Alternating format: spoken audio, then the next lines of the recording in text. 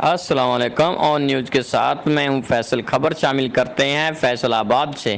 Deputy commissioner Faisal آباد محمد علی کی ہدایت پر عوامی شکایت کا ازالہ کرتے ہوئے اسسٹنٹ کمشنر سٹی فیصل آباد سید ایوب بخاری نے کارروائی کرتے ہوئے جہال ستیانہ روڈ سے 4 قصابوں کو گرفتار کر کے حوالات بند کرا دیا۔ تفصیلات کے مطابق اے سی سٹی سید ایوب بخاری نے دوران inspection Shahbaz mutton and beef shop, Sabir mutton and beef shop, Habib Ullah mutton shop, beef shop قصابوں کو مٹن چھوٹا گوشت 1200 سے 1300 روپے فی کلو بیچنے پر موقع سے گرفتار کیا، جبکہ مٹن کا سرکاری ریٹ 850 روپے فی کلو۔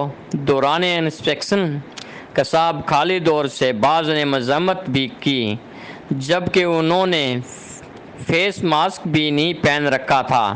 مذکوران کے خلاف تھانہ پیپلز کالونی میں مقدمات نمبر 633/21، 634/21، 635/21 کا اندراج کروا دیا گیا، جبکہ اے سی سٹی نے موقع پر موجود گاہکوں کو بھی ان کے زائد پیسے بھی واپس دلوائے۔